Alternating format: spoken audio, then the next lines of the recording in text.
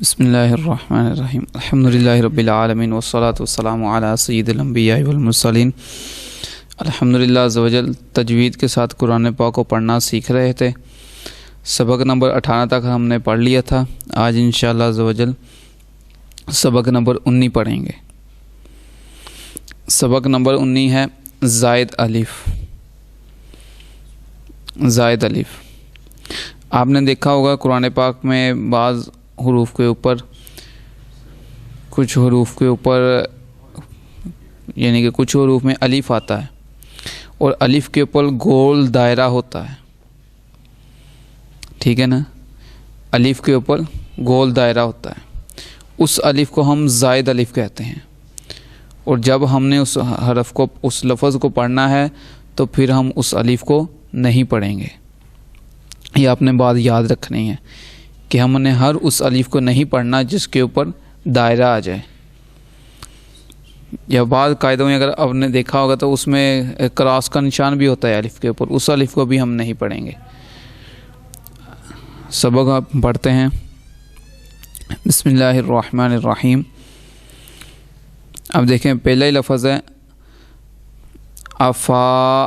اگر ہم الف پڑھیں گے افا یعنی لمبا ہوگا، کیونکہ ہم نے ابھی پڑھا ہے کہ الف زائد یعنی جس الف کے اوپر دائرہ آ جائے اس الف کو ہم نہیں پڑھیں گے۔ تو پھر دیکھیں اس پہلے حرف میں الف کے اوپر دائرہ آ رہا ہے، اس وجہ سے ہم افا لمبا نہیں کریں گے، ٹھیک ہے نا۔ اس وجہ سے ہم اس کو لمبا نہیں کریں گے، بلکہ کیسے پڑھیں گے؟ آفا، حمزہ زبر آ، فا زبر فا، آفا، ٹھیک ہے نا، ایسے پڑھیں گے۔ آفا اماتا، ٹھیک ہے نا، آفا اماتا، ایسے پڑھیں گے اس کو۔ اسی طرح اگلا آفا امتا۔ اب جہاں پہ بھی یہ الف آ رہا ہے ظاہر سی بات ادھر پھر حروف مدہ یعنی الف مدہ کا قاعدہ لگ رہا ہوگا، کیونکہ ہم نے اس الف کو نہیں پڑھنا تو اس وجہ سے ہم اس حرف کو لمبا نہیں کریں گے۔ آفا امتا، ٹھیک ہے نا۔ اگر ہم الف کو پڑھتے افا لمبا کرتے، کیونکہ ہم نے اس الف کو نہیں پڑھنا اس وجہ سے آفا امتا۔ لا الالجا، لا الاللہ، لا الاللہ، ٹھیک ہے نا۔ لا الالجحیم، ہم یہ لا ای حمزہ زیر لام زبر لا حمزہ زیر ای، اس لا ای لمبا نہیں ادھر کرنا، یہ خاص کر آپ نے خیال رکھنا ہے ورنہ معنی بدل جائے گا۔ لا الالجحیم لشیئن، ٹھیک ہے نا، لشیئن، لام زیر لی شین زبر یا شی، ٹھیک ہے نا، لام زیر لی شین زبر یا شی، لشی حمزہ دو زیر ان، لشیئن۔ مالا ایہی ان تبوء ولا اوضعوا ولا اوضعوا لأذبحنه لأذبحنه لأنتم، ٹھیک ہے نا۔ من نبائی وملائہم ثمود لتتلو لن ندعو، جہاں پہ گناہ کرنا ہے گناہ نہیں کرنا وہ سارے قاعدے تو میں نے پیچھے بھی آپ کو بتایا کہ جتنے آپ نے پیچھے قاعدے پڑھے ہیں وہ سبھی اب آتے جائیں گے آگے، اب ان سب کو اپنے خیال رکھتے ہوئے پڑھنا ہے۔ لیربوا فی، ٹھیک ہے نا، لیبلوا ونبلوا قواریر، اس طرح تھا، اس کو تختی کو اس طرح ہم نے پڑھنا تھا۔ اب اس میں کچھ الفاظ ہیں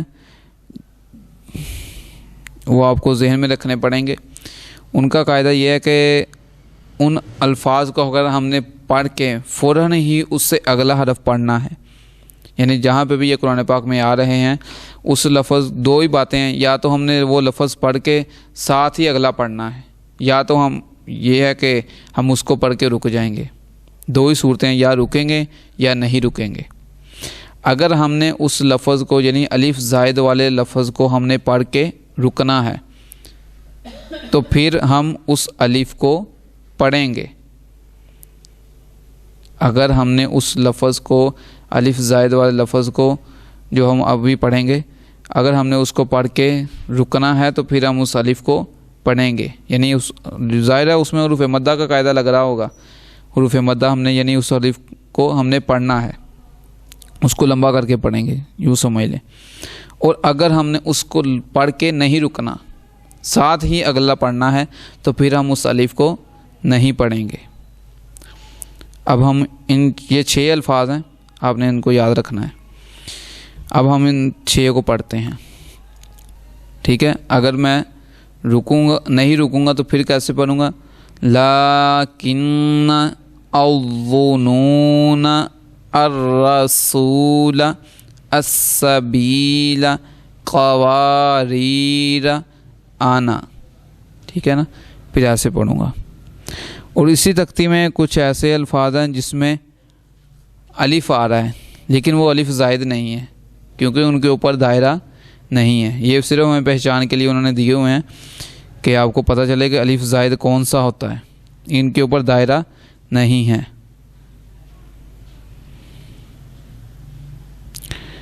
اب ان کو ہم پڑھتے ہیں۔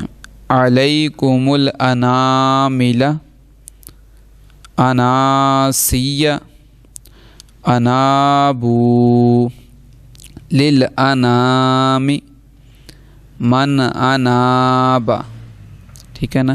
تو اس طرح یہ ہماری تختی مکمل ہوئی۔ اللہ تعالیٰ سے دعا ہے کہ اللہ تعالیٰ ہمیں صحیح معنوں میں سمجھ کر اسی کے مطابق پڑھنے کی توفیق عطا فرمائے۔ آمین بجاہ النبی الامین صلی اللہ تعالیٰ علیہ وآلہ وسلم۔